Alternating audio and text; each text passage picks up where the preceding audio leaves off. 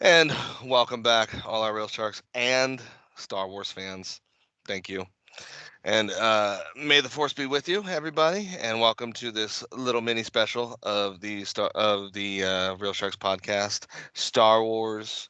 I would call it the Star Wars Epic Life Day, but we already used that Oh title, so my I gosh. don't. I don't know. We'll probably use this. We'll probably call this episode "Revenge of the Shark" or something like that. I There don't we know. go. Revenge of the The, The Sharks. the Phantom Shark. How about the that? Phantom Shark, the Phantom Nub Nub, The, Chub Jub. the, the Revenge of the Finn. The Revenge of the Finn. There we go. There we go. That's the title of the Revenge of the special. Finn. That's a The good one. Revenge of the Finn. Funny. So uh, we're going to be talking about the original course, the what would some people would call kind of the spoilers, and a lot of people would actually say ruined the original trilogy of Star Wars. Uh, I don't know if I would say it that far, but we're going to be talking about, of course, the episode one first, which is the Phantom Menace. This was directed by George Lucas. I believe this was going to be this is the last one he directed too, if I'm not Yes, it was. mistaken. It was written by George Lucas. It starred Ewan McGregor, Liam Neeson, Natalie Portman, and this one was, of course, and if you Nick Lloyd haven't too. seen these movies yet, you might want to stop and watch them because these are going to be heavy spoiled, by the way, and I don't feel like we have to explain them to you. But anyway, but for those Star Wars. Come on. but for those of you who don't know, this is the first installment of the Star Wars where we get to meet Obi-Wan Kenobi in his infancy, and also would be carried on by Ewan McGregor on after this. Liam Neeson was also an awesome Jedi by the name of Qui-Gon, but this is also where we get to meet, you know, Anakin Skywalker, aka Darth Vader. Theta. Mhm. Yes. Phantom Menace, I think it's a bad rap. I really do. But Okay, so there's like chapters of this bad rap. yeah. First of all, how can I explain this? The first opening of it with Liam Neeson, it's okay. I think it's cool. It starts off cool. Right. Really? You Yeah, like the talking? I think it starts off cool. Yeah, for the whole, be mindful. Mr. Yoda says I need to be mindful of the future, and he's just like, whatever. You obviously already get that Qui-Gon's a guy against the grain. He's a Jedi that's like, Oh, I'm Master, let's do this. let's do this. Yeah. Um, but also this would be the film that would ruin Jedi's forever too. I might want to mention that. But I liked it. First of all, you got Natalie Portman, which this was in her infancy, which she would go on to, of course, do many, many other films like Viva Vendetta, so on and so forth. So give her kudos for that. She was an awesome Queen Amidala when she first was there. I mean, she was the Really? most impression. She was the biggest impression of the film, honestly. When I see it, I thought she portrayed a good Queen Amidala. She was strong, funny at times, witty. Uh, I just, I think as the movies went on, they kind of pulled back that a little too much too. But we'll get on with that though. So I think the first half of the film is just okay. Now, and I don't know why, but when we get to Tatooine and we see the pod racing, I hate to say it, for me, that's the most boringest part of the film. Really? I actually disagree. I think the pod racing is Saves one of the saves the coolest things. I mean, I don't know. For me, it's okay. Yeah, you're right, Steve. It's racing. I mean, at least it's It's cool. something. It's okay. It's okay. I mean, I'm not the biggest fan of it. It's okay. I mean, it's cool. You get to see some cool things. In that part, okay, I'll give it to Steve. I think it was a little bit better than I'm giving it credit for. But then, we got to which I thought was the best part, which is the war, which of course where you get to see Yeah. Darth Maul, who only had, maybe two lines of the whole movie. At last we will reveal ourselves to the Jedi. At last we will have our revenge. I don't remember him saying a word. That's the only thing he says, Steve. That's literally his line. And what's great is I love when everyone makes fun of him, like later on. Like they had to bring him back in the animated series because for a long time people would just like do YouTube shorts where they'd be like, "What do you think, Darth? At last we will reveal ourselves to the Jedi." Revenge. Like he didn't have any other like He didn't thing say to say. anything. Yeah, and that's why they also had him bring him back in the Solo movie because Mhm. you had to see that was this the Solo film where they Uh, where they brought him back, Steve? Was it Yeah, that? it was a that's solo film. He had a cameo where he was like Yeah. on the thing. Yeah, Yeah, like for no reason. Like they were just like, yeah, hey, remember Darth Maul was here? it's me and my lightsaber too. And I think, It's and like- at the time, many people don't remember this because this episode is actually lost now. But at the time, I even said it didn't make any sense because it's like, why would like Darth Maul answer something on such a small, irrelevant little planet? It was like right. it's like the vice president getting a call from like somebody at Walmart, and he's like, "What do you Walmart. want?" Yeah, right. Yeah, Like, why would he take the time to Why talk would to he take this the time to talk to woman? this? Yeah, and they never elaborate any more on that. Never. No, You have to just get do more not out of disturb the me. series. Let me So I think also you had to ignite waste my the lightsaber. character. You had to waste the character in Darth Maul. But let's be honest, when he reveals the double-bladed lightsaber, It was cool. it's was like, fucking whoa. That amazing. was freaking cool. That It was the first, like, that mind blowed so many Star Wars fans at the time. But not only Wow. that, what I think is a great nuance. Listen, I still want one. Yeah. Yeah, I want a red one because that'd be a Sith baby. Anyway, Yeah. Me too. what I really really love though is you got to see, and this is a nuance I love about the original that many people don't get by, and you really kind of only hear this in the movies, and now they're starting to demonstrate this a little bit more in the shows and everything else, is how Jedi actually fight. They're like samurais. Like, did you see when like Darth Maul shows up? First thing they do is like take off their robe. Take off the robes. Yeah, Yep. yeah, they get ready. They do the samurai like Yeah. pose and Yeah, they're just like, all right, it's time to get down. It's like, Yeah. and like, when they're like, we'll handle this, and it's just like, dun, dun, dun, dun, dun, dun. It's like, Yeah. all right, We're time. screwed. to get Time. our No, asses no, kicked. it was more like time to go to fucking work. But yeah, Yeah. they did get their asses handed to them, especially Ian Neeson, who I love as Qui-Gon. I thought he was cool, but he He ate shit, dude. He- He just got. he ate shit. Darth Maul ate shit too, but also Yeah. Ian Neeson as Qui-Gon is a very controversial character in Star Wars because when they do discover, little Anakin Skywalker, they do one of the stupidest things I think everybody in Star Wars will agree with, which is the midichlorians. Oh my Right? He tests. Hey, Dumbest thing ever. Steve, no, Steve, because he tested him and he had more midichlorians than He has the Master highest Yoda. midichlorian count. And so, what? right, and you know what that means, Steve? It means no matter how much you strain, Steve, you will never be a Jedi because you'll never have as many midichlorians. Midichlorians. I thought it had something to do with water, dude. When I first watched it, I was like, "What does that mean? What's midichlorians?" I always thought like, being a Jedi was about finding the Force, finding like, Right. how to harness the Force. Like you were born Force sensitive, but More you could sensitive, or you could could learn become it. later. You could learn Yeah, it, you right? Learn it Because that's in the No, games you're too. born. There's but no, this is more like you're born into this bloodline. It's just so dumb. Why would you do that? Doesn't matter. White, black, Asian, alien. Yeah. If you ain't born midichlorians, Midichlorian, you ain't learning it. you ain't learning it. Right? So that killed everyone's hopes and dreams of becoming a Jedi, probably forever. But now, hindsight, everybody, what are they saying, Steve? What is George Lucas saying about that whole part? He's pulling a fucking from a George R. Martin now, saying, Mhm. well, Qui-Gon could have had a different perspective. It's like, no, motherfucker, you don't get to pull the whole Game of Yeah. Thrones later on and be like, well, this is like some perspective Some storyline. perspective. like- He's just saying something. Out of where? Out of No. what chapter? Where? He like, pulled out a device that he got probably from the council that was like, yep, it has bigger midichlorian counts than we ever seen. It's rivaling Master Yoda. It's like, what the hell was that? okay, so you obviously know me and Steve think the first Star Wars is just that's all right. Donna, what do you think of the Phantom Menace? If we didn't talk about it, was it memorable? Okay, Like okay. I watched it. I really don't remember it. I think the best part was the fucking races because I'm redneck. Yes, Donna. Woohoo!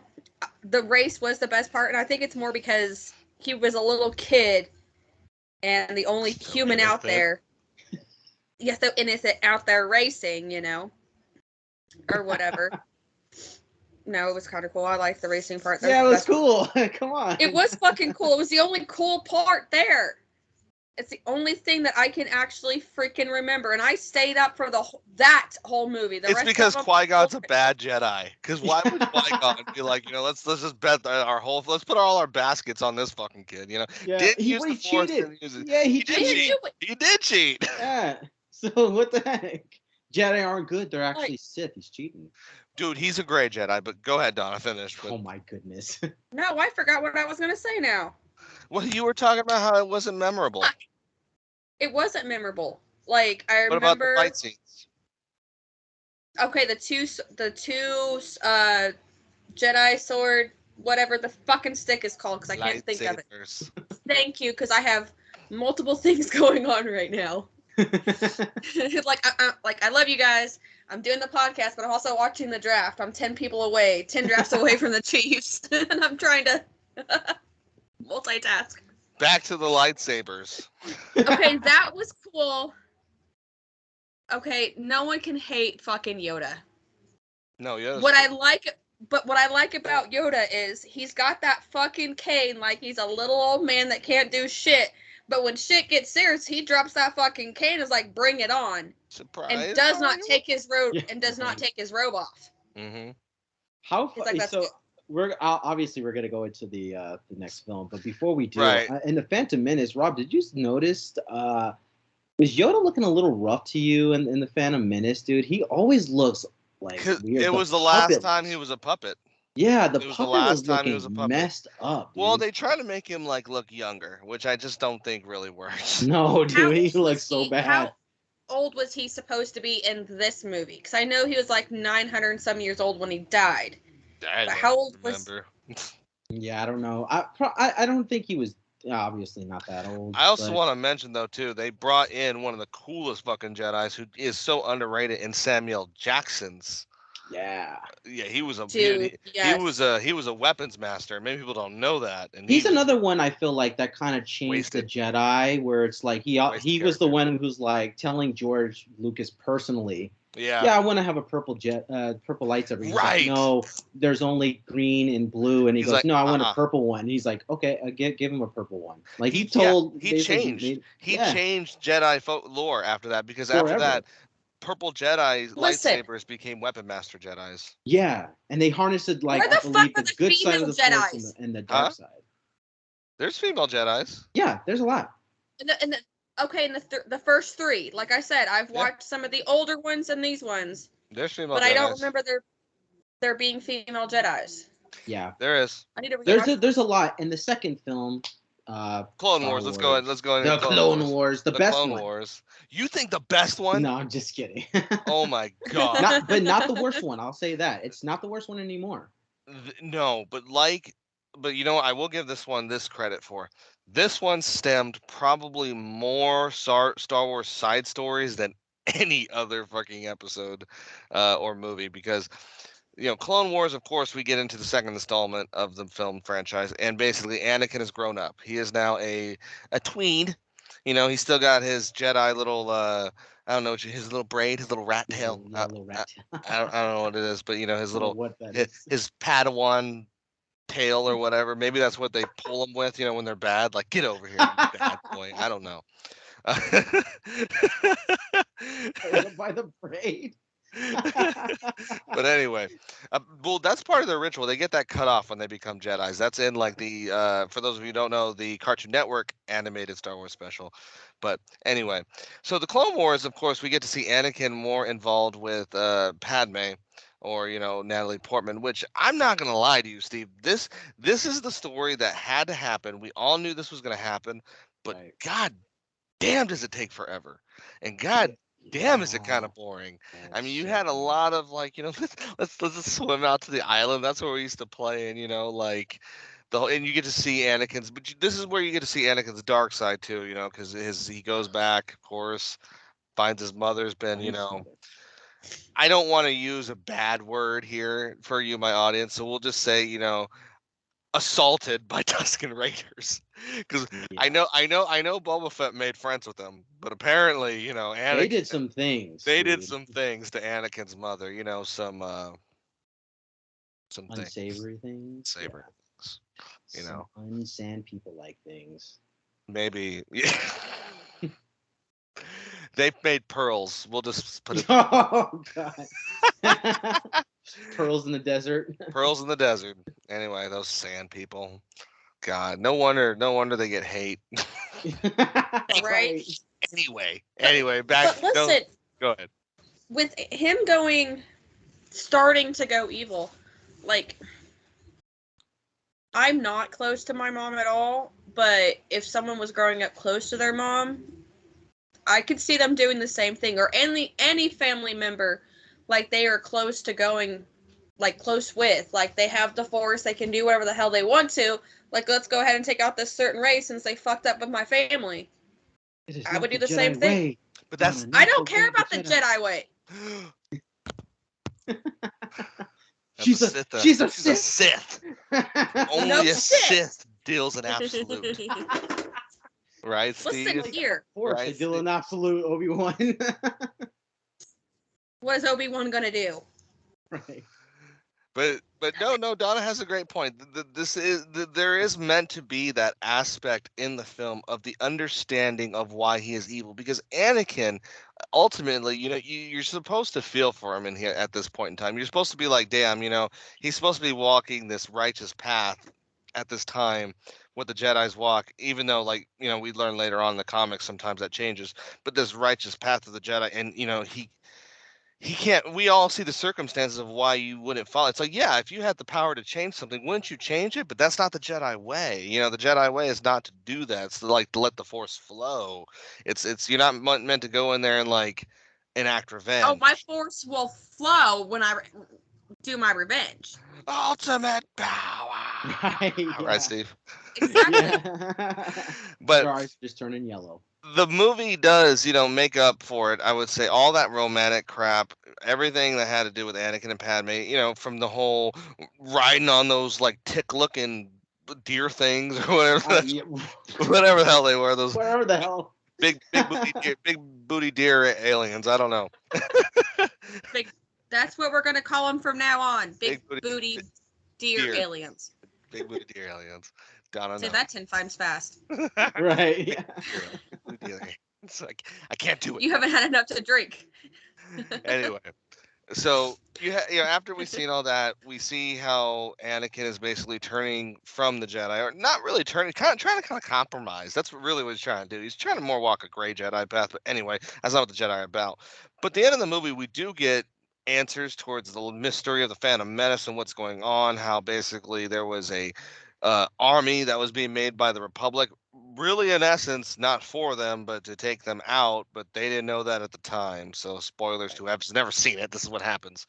But we got to see one of the more interesting parts was when they go to where they make the clones. Help me out, Steve, if I can't, because I always get the system wrong. The one where they with all the funny looking gray aliens. Yeah, I forget what. Oh yeah, the big tall thingies. It starts with an M, I believe, right? Everyone Google. Yeah, Help us out, everybody, if you know. But in the meantime, so it's Obi-Wan. He goes on this planet. He meets out with the gray aliens. But here's the interesting part. They're all getting their clones from who, Steve? They're getting it done by a man who is just trying to make himself, and I think that's like a line he says. He's like, "I'm a simple man just trying to make my way in the galaxy." His name is Jango Fett. Yes, it is. Father to Boba Fett. And it is Camino. That's what it is. Right on the. I knew it was Camino. Okay, it was Camino. Camino is the name of the planet. Yeah, it's Camino. So right, Camino. So basically, this is where you get that storyline from of Boba Fett. Seeing his dad basically leave, seeing his dad, well, that comes. Well, no, he does. He sees Samuel Jackson hack his dad's head off. Yeah, and that part is brutal. That part is brutal. The kid, and Samuel Jackson is just like, he didn't even care. He saw it. He saw him, and he's just like, yeah, he's dead. He's dead. And you know what's interesting about that part too, and Rob always tries to bring light to some of these sad parts because I think it's kind of funny. Is how long do you think he spent there with his dad's head in that helmet? I mean, because you knew you were gonna have to pull it out. I mean, it's a clean cut. Rob, oh my God, I'm so glad you said that because I felt like such the evil kid. Like, do you think that he shook his dad's head out and spray painted the helmet in green, and then he was the one like he's just like, get out of there, and then he puts it on? Oh man, I thought that. What were you gonna say, Donna? I think I fell asleep to that part. Really? Wow. So you see, no wonder you didn't see no female Jedi, because this is the part where they actually have female Jedis. Yeah, This is the part where Okay. Clone Wars begins with the, as we didn't mention the previous ones, the Trade Federation, or the the Separatists, who are led by, of course, at this time, Count His name. Count Dooku. Count Dooku. Who's led by Count Dooku, who actually but is pretty cool. Count Dooku, when he does He's a reveal pretty good himself, Yeah. when he does reveal himself, one, he tells everybody that Qui-Gon Jinn probably would have been joining him later on, which is why Qui-Gon Jinn is an interesting kind of side character. It's his old master, I believe, too. Right, yes. Qui-Gon was his apprentice. And it's interesting because Count Dooku also introduces the kind of curved, I don't know if you'd go saber kind of it's like a weird looking lightsaber. And he is awesome. But then also in this movie, as Donna was mentioning, this is the first time we get to see Anakin throw down with 2 lightsabers, even though he immediately gets his fucking hand chopped off. I mean, they made a toy out of that shit. And they did. I remember that toy. And then basically he gets his fucking hand cut off, and that's like, it's like 2 seconds. But then you get to see Yoda come up and be like, and Yoda throws down for the first time, and we get to see what Yoda's really made of, and it's pretty cool.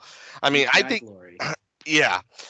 But this is also, I will say too, Steve, this was the first time they made the movie entirely CGI. Realistically, right? Wasn't this the first one that they did? Because there was a ton of stuff they did with CGI, with lightsabers and the monsters. And this one was probably, I think, the most disappointing when it came to. I mean, I don't know. What? It's just me. I'm just not that big into visual effect, like so heavy. I remember that used to be kind of a bad thing about Star Wars, was how heavy. I mean, it's just like watching a CGI, like they're just basically in green screen the entire time, Lord of the Rings kind of was. But Lord of the Rings actually did play with, actual locations. But that was one of the biggest critiques of Clone Wars. But Donna, what did you think of Clone Wars? It has a huge romantic element to it. As a female, did you like the romantic part of it? I'm probably gonna get a lot of hate for this. You loved it, didn't you? It reminded me of fucking Romeo and Juliet. 2 people that couldn't be together. That's what it is. Yeah. Sorry.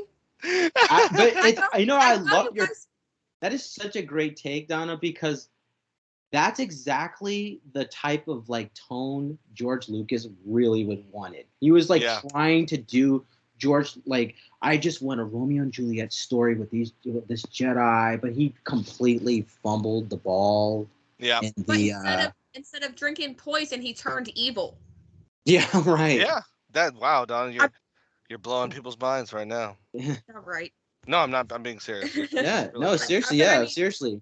That's how it made me feel. It was like Romeo and Juliet. Instead of drinking the poison, he went fucking evil, lost his ever-living fucking mind.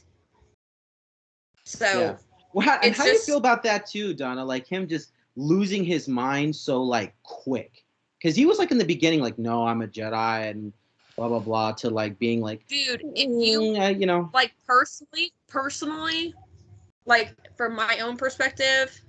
And everything that I've gone through and worked in the medical field and the psych wards and stuff like that, if someone goes through so much trauma in a short period of time, it's going to happen.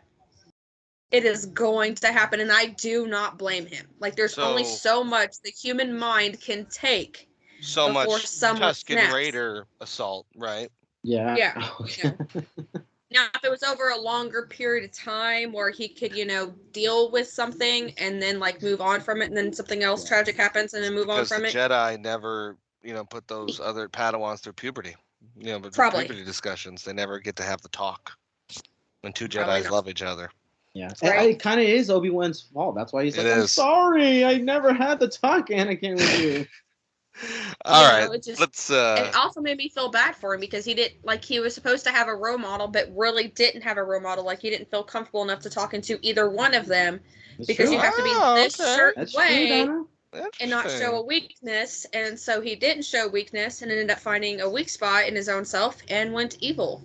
Interesting. Okay. Yeah, I mean, hey, Donna, look, you have hit the nail on the head. I mean, honestly, that's pretty kind good. of happened there. Yeah, That's pretty good. So I want to move into the next one, of course, which is probably my favorite one, and one of my favorite. Actually, Steve will probably be shocked. This is one of my favorite films of all time, which is Revenge of the Sith. Wow. Yep, Revenge of the Sith came out in 2005. This one actually gets a 7.6 on IMDb, which is actually lower than Clone Wars.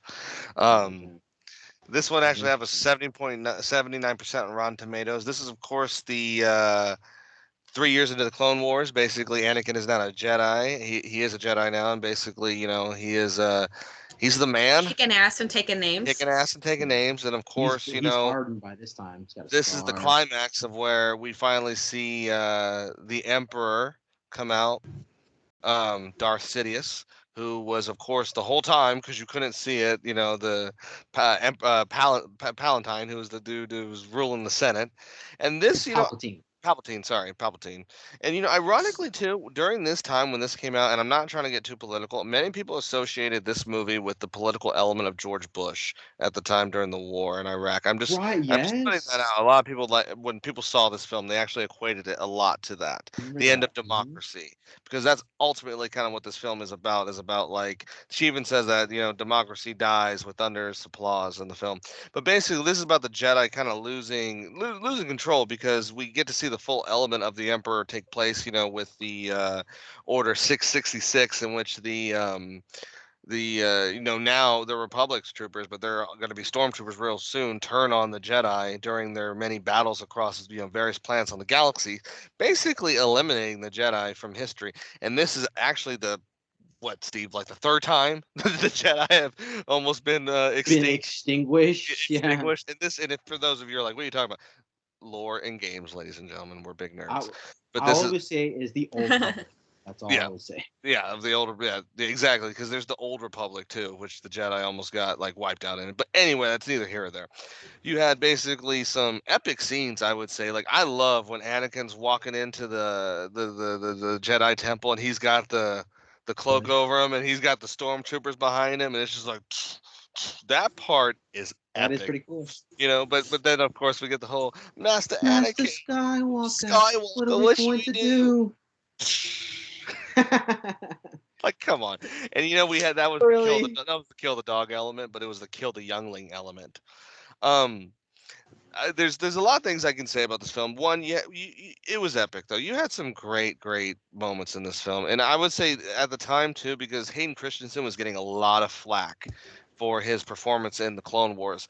This movie, I thought he made up for it, and he never got any credit for it. It was like his performance in this film blocks out the performance in the other film, because he brought it in this one. But isn't that how Hollywood normally is? You do shitty, and they talk shit, but when you do something good, they just turn a blind eye. They don't care. They only want to see you fuck up. Right. And I really could gush a lot about this film, but we have limited time. But I really enjoy Revenge of the Sith. I think there's some elements of it I don't like. Like, I don't like the whole no. I don't like that part. I didn't like. I don't like that part with Darth Vader. One part. No. I also thought the birth scene with Leia and Luke being born was kind of done poorly, because it left a huge plot hole in the film. Because Leia talks about how she's seen her mother when she was later on in the original films, which left a huge plot hole. And then Luke's like, I never knew my mother. Just like the Bothans, huh? Yeah. Poor Bothans. You never mentioned about the Bothans anymore, but they died for the secret plans of the Death Star. Never once mentioned in Rogue One. Anyway. Many Bothans died getting us this information. Not really. Moving on. So I will say this, and I want to say this. There's one funny part of this movie that really, to me, gets me every fucking time, and I want everyone to always watch this moment and think of Rob and think of this scene.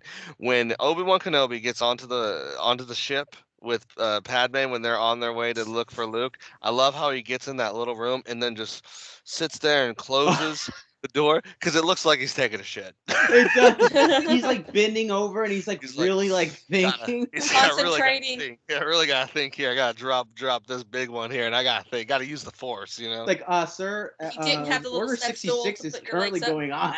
Right. Didn't have a squatty potty there. He's just like, all right, gotta concentrate for this one. Close the door. Anyway, we had an epic throwdown between Yoda and Darth Sidious in the Senate. That scene is incredible. It's more importantly, the scene that really, and it breaks my heart, and for those of you who don't know this lost to most epic battle, but to Mr. and Mrs. Smith that year. Boo. Yeah, I didn't really like that one.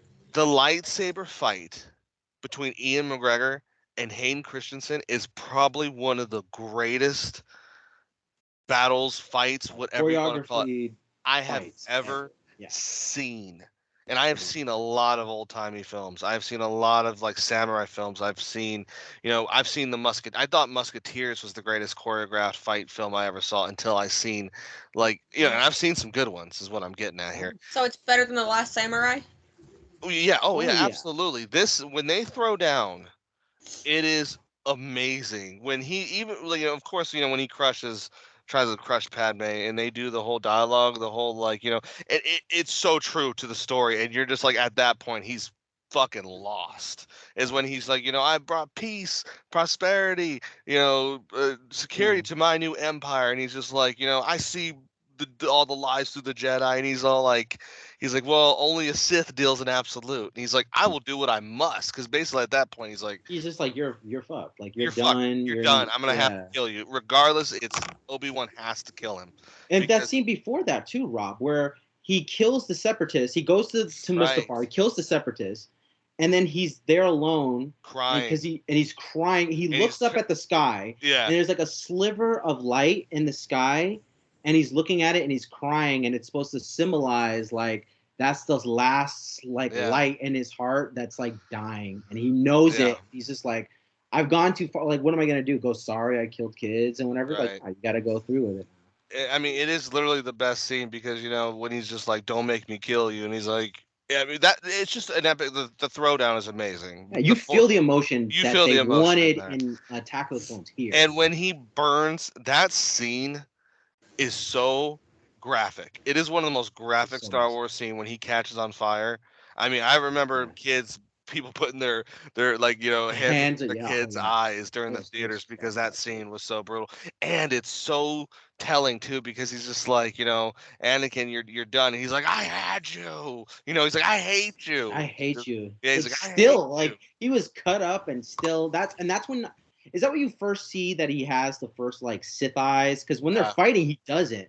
No. But then right when he completely is like, I hate you, it's like he has the Sith eyes. You knew he was gone. And what's great too is that's when also you see how Luke got his first lightsaber, because Obi-Wan takes it from him. Takes that blue lightsaber.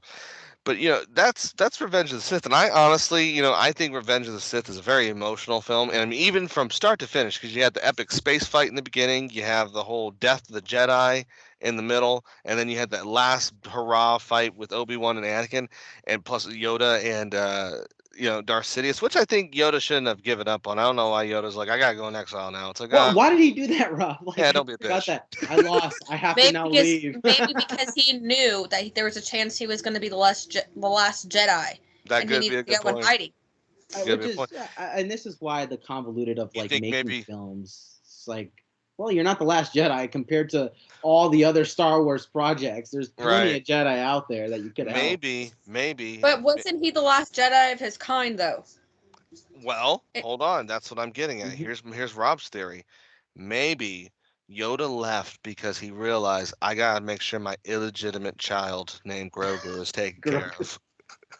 Or he's like, I sense that Grogu didn't die in the Jedi attack. I need to leave. I need to leave. Before he starts looking for me. So I need to go to a swamp planet and just live there. Just hang out there until he finds me. Grogu will never find me there. They'll never find me here. I'll find more Jedis here. Did you hear that the whole thing, Rob, about Yaddle, the female species of the Yoda, was on it, and Yoda and Yaddle?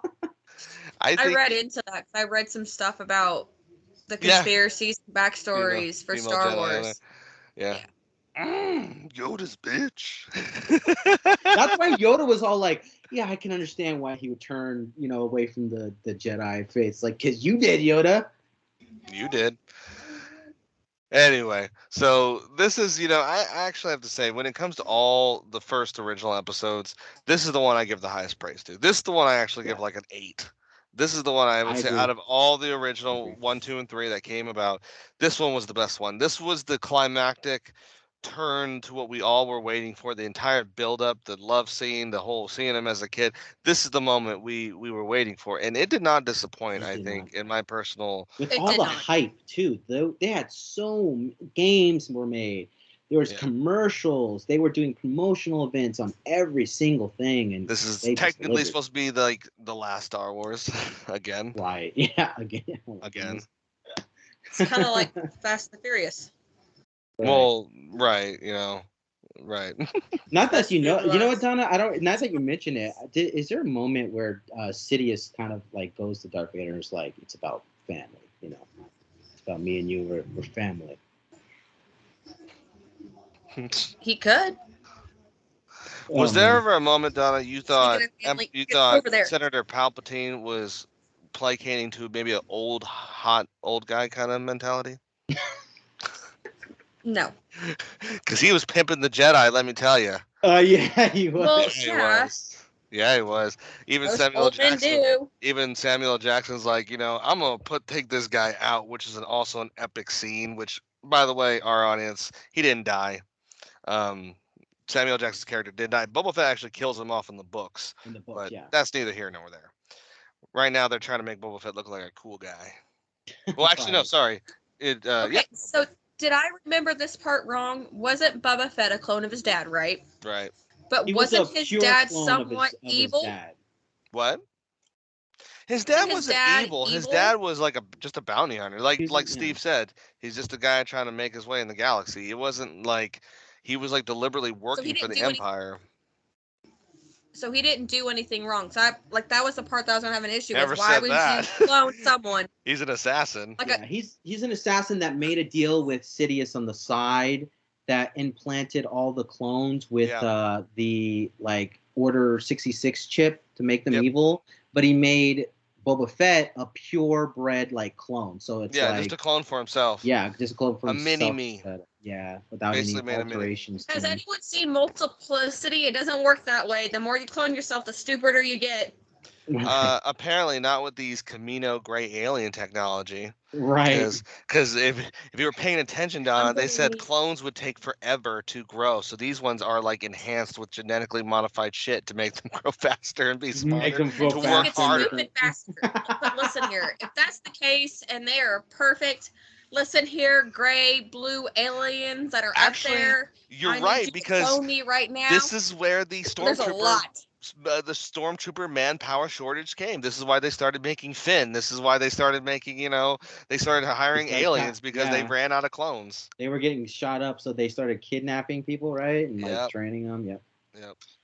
But Donna, what did you think of, we'll get your last take on Revenge of the Sith. What did you think of Revenge of the Sith overall? At the end of watching 1, 2, and 3, and you got to 3, what did you think about 3 ultimately? 9 out of 10. It was my favorite one. It is the best one. It's the best one. It is. It kind of tied everything up, and it is an emotional roller coaster. Yes, I cried. Me too. Fell into the lava pit, fire pit, Sad. It's sad. I remember it is sad. Pretty sad movie. Out of all of them, now that you've seen the prequels, how do you feel about them as a whole? I really do want to know that. Out of all of them together, as a story, I'm officially a Star Wars fan. Nice. Oh, nice. Yeah, you heard it here, ladies and gentlemen. We've we've turned her to the dark side, everybody. You have. Now, where's my fucking Oreos? Like my 8-year-old, I put the first one on to watch it, and she's all the way across the house playing with her little sister, and she hears the startup, soundtrack, the music, everything, and She comes running into the front room, slides across the dining room table, and slides onto the couch. And she goes, "I'm watching Star Wars, Mommy." I was like, "Fine, Nice. fine." All right, everybody. So This episode of the Real Sharks podcast, we got a little special guest here, and this, of course, has been our May the 4th Star Wars special, talking about episodes 1, 2, and 3 with your host Steve and Donna and Rob. And we want to say May the 4th be with you. And make sure you check out our content wherever podcast platforms broadcast our fabulous sound. And listen, like, and subscribe. And have a great day, everybody.